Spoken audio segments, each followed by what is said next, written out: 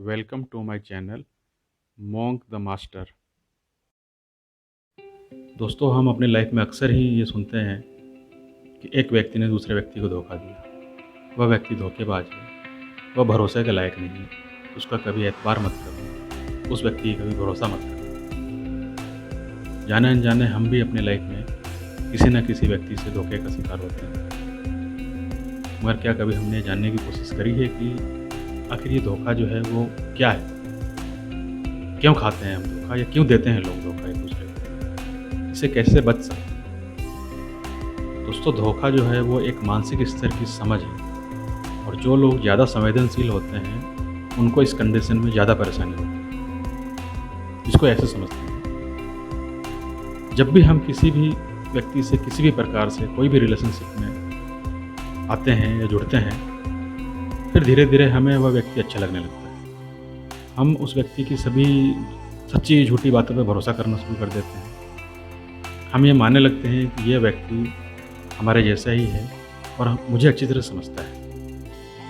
मुझे अपनी लाइफ में जिसका इंतज़ार था, ये वही व्यक्ति है। और हम उस पर इतना ज़्यादा ट्रस्ट करने लगते हैं कि हम अपने वजूद को भूल जाते हैं और हमारी लाइफ सिर्फ उसी व्यक्ति तक सिमट के रह जाती है। जब वो व्यक्ति हमारे साथ होता है तो हमें बहुत अच्छा लगता है, जब वो हमसे दूर रहता है तो हमें बिल्कुल अच्छा नहीं लगता है। हम इतना ज़्यादा उस व्यक्ति में हो जाते हैं कि हम ये भूल जाते हैं कि मैं भी कुछ हूँ। और फिर धीरे धीरे हम उससे अपनी लाइफ से जुड़ी हुई बहुत ही ख़ास बातों को, निजी बातों को शेयर करना स्टार्ट कर देते हैं, क्योंकि हम उस पर ट्रस्ट करते हैं। और वो बातें भी जो शायद हमें किसी से शेयर नहीं करनी चाहिए, ये उस व्यक्ति से जो हमारे साथ में रिलेशनशिप में है, हम उसको बता देते हैं। मगर उस समय हमारी ये नासमझी होती है, या हमें उस समय ये इतनी समझ नहीं होती है, जो हम समझ नहीं पाते हैं। इस दुनिया में कोई भी चीज़ स्थायी नहीं है। एक दिन हर चीज़ ख़त्म होती है,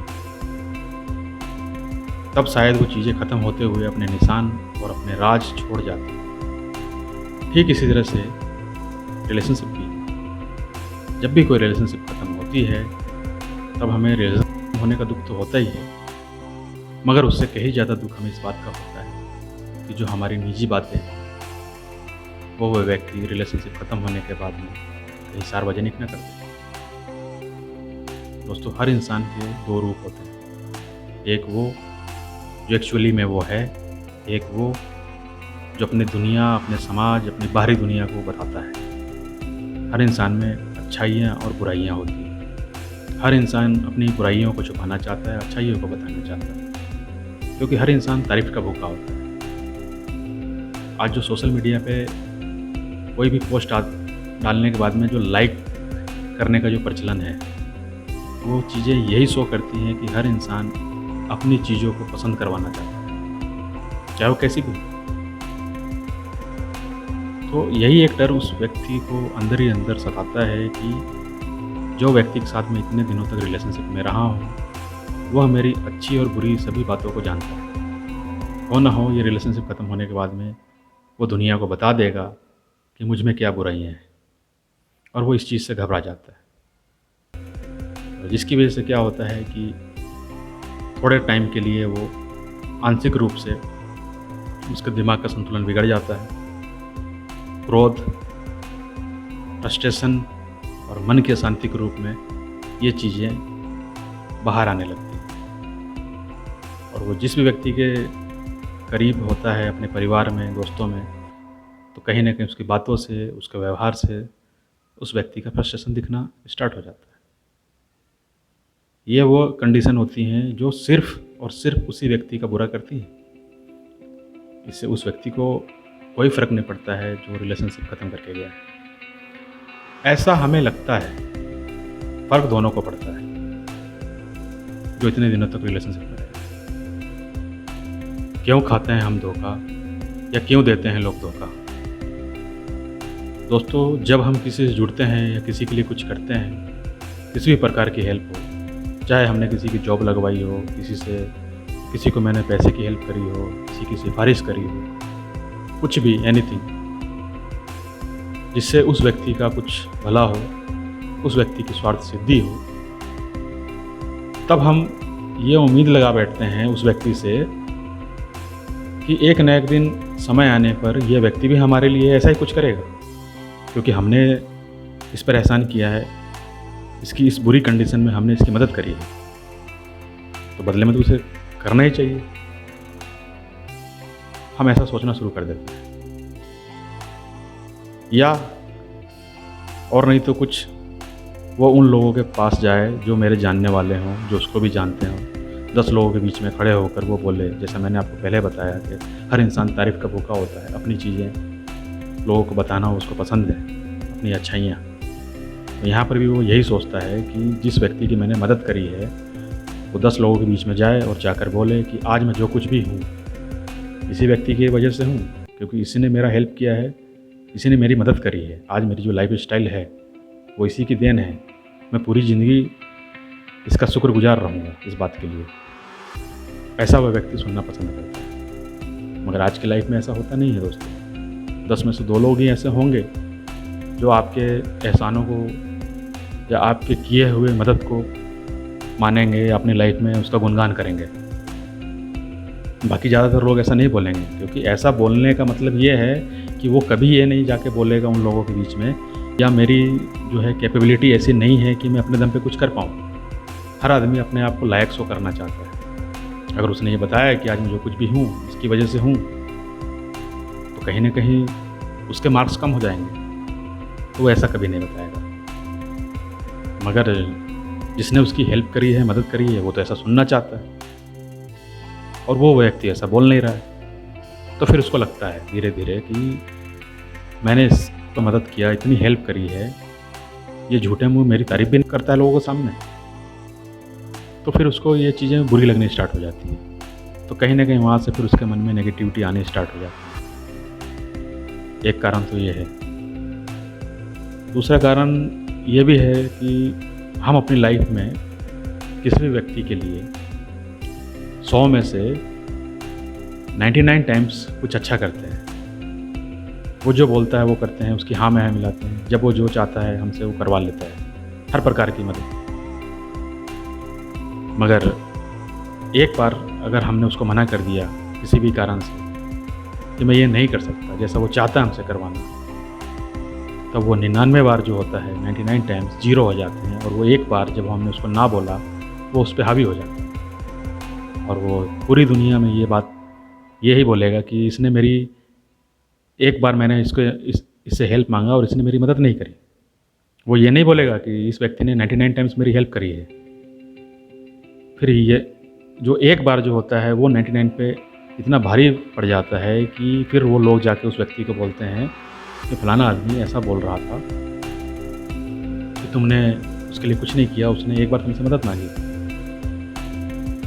तब ये बात सुनकर उसको बहुत तकलीफ़ होती है, और यहीं से उस व्यक्ति के प्रति उसके मन में नेगेटिविटी आने लगती है, और फिर धीरे धीरे ये रिलेशनशिप ज़्यादा दिन नहीं चल पाता है, और इसमें फिर दरार आनी स्टार्ट हो जाती है, और फिर ये ख़त्म हो जाता है।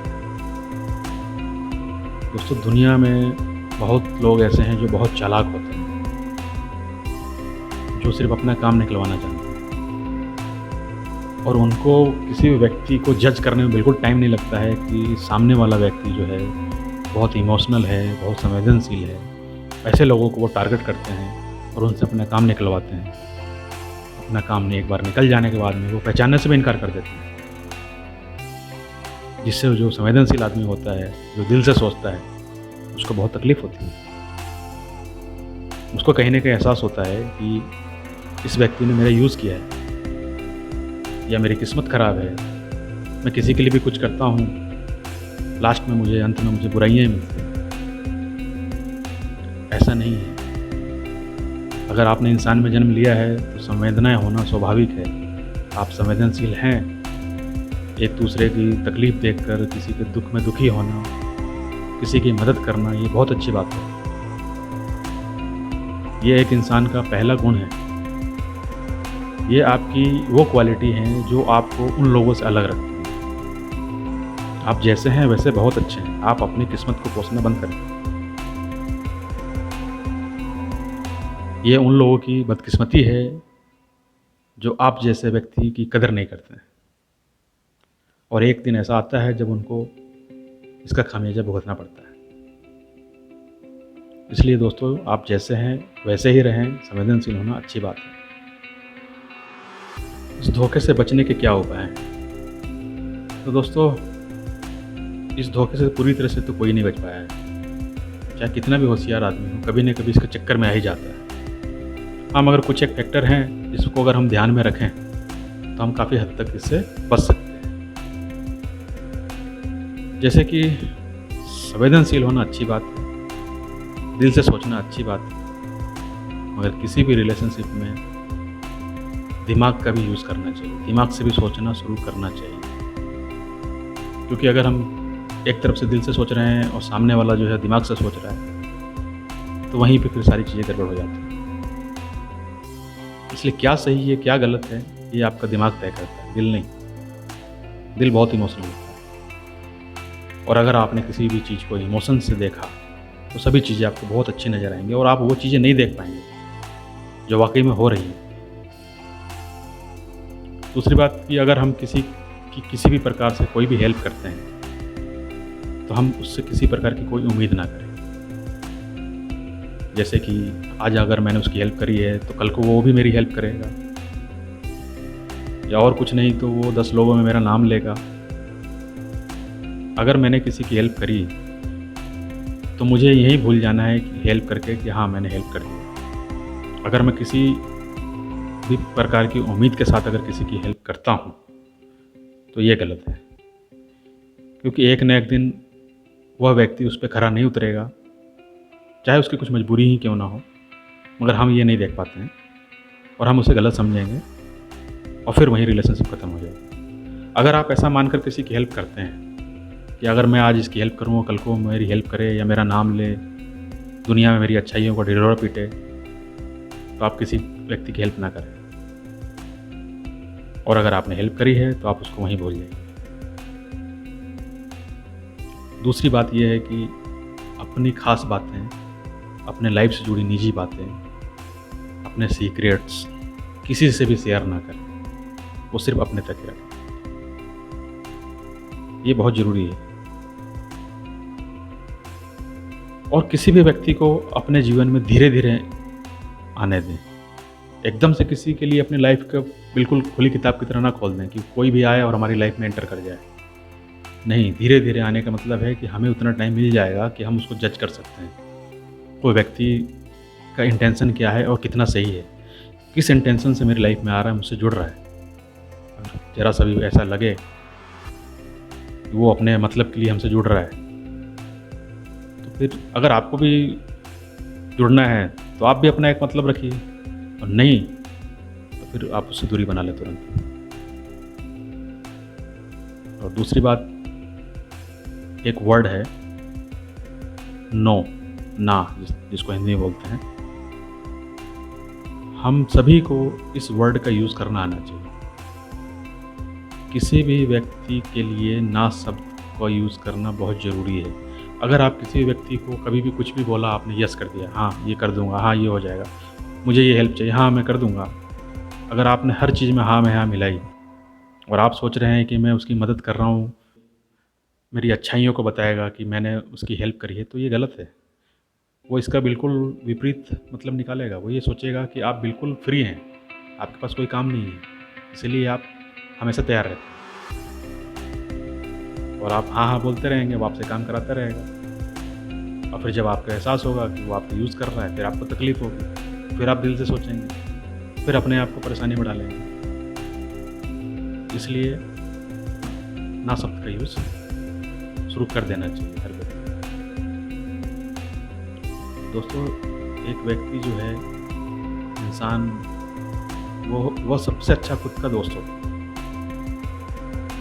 और एक इंसान को अपने आप से प्यार करना आना ही चाहिए और अपने आप को टाइम देना, तब वो लाइफ में बिल्कुल सुखी रहेगा, कभी दुखी नहीं होगा।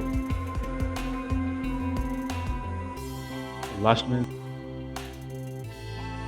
दोस्तों, जितनी मेरी समझ थी धोखा विषय पे, मैंने आपसे वो चीज़ें शेयर करी हैं। हो सकता है मैं गलत हूँ, बहुत सारे लोग मेरी बातों से सहमत ना भी हों। सो प्लीज़ कमेंट्स में अपनी राय दें। धन्यवाद।